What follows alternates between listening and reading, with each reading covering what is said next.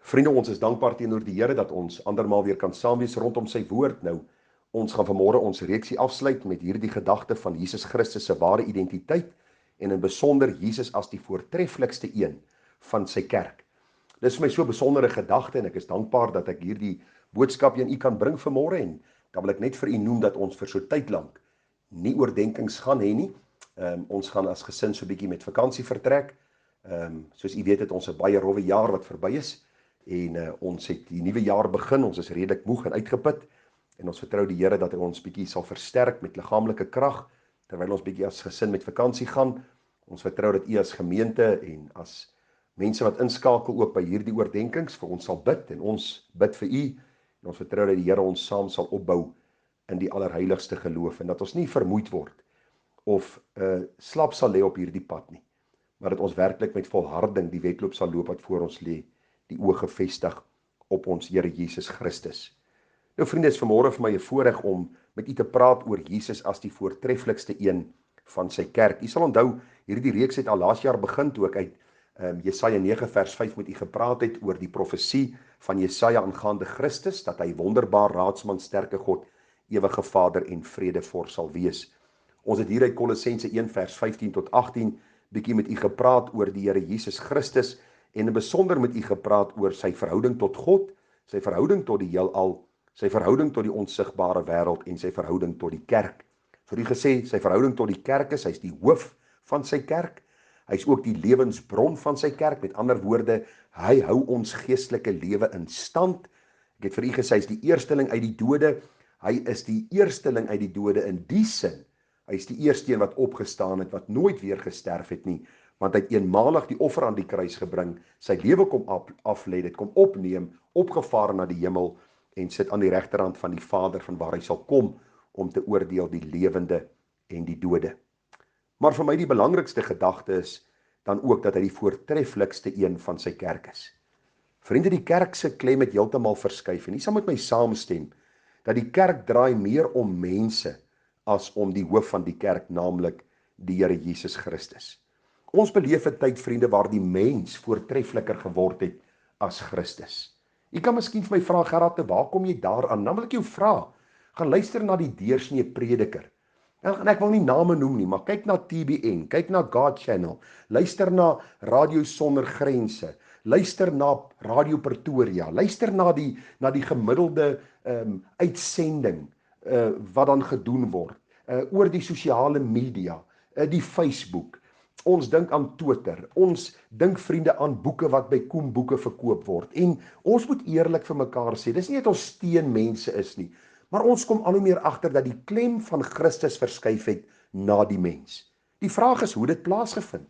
As ons gaan kyk wat se prominensie sielkunde in die kerk van die Here Jesus geniet, dan kom ons agter dat sielkunde se hooftaak is om die mens op te bou, om vir die mense te sê, jy's besonder, jy's spesiaal, en as jy die enigste een was op aarde, sou die Here vir jou kom sterf het, omdat jy so besonder is, en vriende, dit is nie die waarheid nie. God van ewigheid af, het in homself bestaan. Daar was harmonie in die drie eenheid, daar was volmaakte liefde en samehorigheid, en God het vir sy eie rede en vir sy eie doel mense geskape. En die Bybel sê vir ons, die mens het in gemeenskap met God gelewe, totdat die mens gesondig het. Na die sondeval sien ons die verbreeking van die verhouding tussen God en die mens. Daarom was Christus die een, wat sy liefde kom openbaar het, wat die toorn van God van ons kom afwend. Nie om vir ons te wys hoe besonder ons is nie, maar hoe besonder hy is. Daarom moet die kerk se fokus nie heeltyd op die mens wees, hoe ons lewenskwaliteit kan verbeter, hoe ons ryker en gesonder en meer welvarend kan wees nie. Die klem van die kerk moet wees om Christus te verhoog, Johannes 12:32. As Christus verhoog word, word mense na Christus getrek. Want op die einde van die dag, vriende, gaan dit nie oor wat ons het en hoe gemaklik ons gelewe het nie, maar ken ons die Christus van die Bybel. Vir ons wat aan die Here Jesus behoort, ons verstaan in 'n groot mate dat hy die voortreffelikste een van sy kerk is.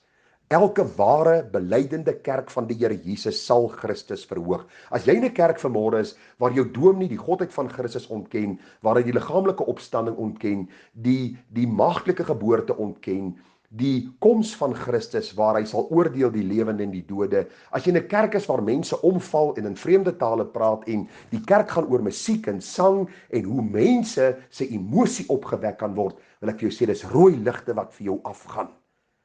Die kerk gaan oor om die voortreffelikste een, die hoof van die kerk, die Here Jesus Christus te verhoog. En kom ons kyk wat sê die Bybel daaroor. Kolossense 1 vers 18, en hy is die hoof van die liggaam, naamlik die gemeente, hy wat die begin is, die eerstgeborene uit die dode, sodat hy in alles die eerste kan wees. Want dit het die Vader behaag, dat in hom die ganse volheid sou woon. U sien, Vader kyk net na die kerk in Christus Jesus. God die Vader sal glad nie in jou en my belang gestel het, as ons nie in die Seun was, as ons nie gereinig was in sy bloed, as ons nie gered was uit genade nie. Die enigste rede hoekom God my en jou aanvaar as sy kinders, is omdat ons in Jesus Christus vrygekoop is. Ag vriende, jy moet nie twyfel oor hierdie saak nie. Die Bybel is baie duidelik dat Jesus na sy menswording, sy sterwe en sy opstanding in alles die eerste is, die belangrikste is, die voortreffelikste is, en sal wees en sal bly. Filippense 2 vers 6 tot 11 sê, hy wat in die gestalte van God was, het dit geen roof geag om aan God gelyk te wees nie, maar het homself ontledig deur die gestalte van 'n diensknegt aan te neem en aan die mense gelyk geword en in gedaante gevind as 'n mens, het hy homself verneder deur gehoorsaam te word tot die dood toe, ja, die dood van die kruis. So Christus het homself ontledig. Hy het die heerlikheid vir 'n tyd verlaat. Hy het nie sy godheid gelos nie, vriende. Hy het hierdie voorregte van die heerlikheid van die hemel vir 'n tyd verlaat, homself verneder, gehoorsaam geword en die sondedraer geword. En nou sê vers 9, daarom het God hom ook uitermate verhoog en hom 'n naam gegee wat bo elke naam is, sodat in die naam van Jesus sou buig elke knie van die wat in die hemel en van die wat op die aarde en die wat onder die aarde is, en elke tong sou bely dat Jesus Christus die Here is, tot heerlikheid van God die Vader. As jy vanmôre aan 'n kerk behoort en daar is iewerste 'n kruis en daar is iewerste 'n plek van aanbidding en Christus is nie die een wat geëer en geloof en geprys word nie, dan is jy in 'n valse kerk. Dan is jy in 'n kerk wat nie Christus liefhet nie. Want elke boodskap moet Christus deurdronge wees, want Christus is die middelaar tussen God en die mens. Die Heilige Gees getuig deur die blaaie van die Bybel aangaande Christus. Hy is, vriende, die liefling van die hemel. Hy is die leeu van Juda.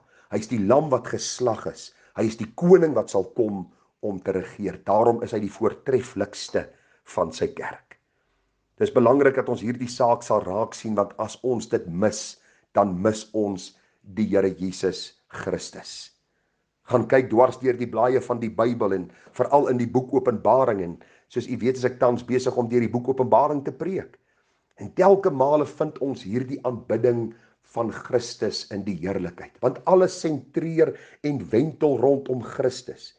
Christus is die een wat vir ons die heerlikheid van God kom openbaar het en wat ons aanbidding waardig is. As kerk van die Here Jesus, as gemeente wat Sondag saamkom, is ons onder die verpligting. Dis ons kosbare voorreg. Dis iets wat ons hart verbly om die liefling van ons siel te verhoog deur ons samesang, deur die lees van die woord, deur die prediking van die woord, deur ons gesprekke, deur ons samesyn. Vriende, in alles moet ons Christus verhoog en verheerlik. Waarom?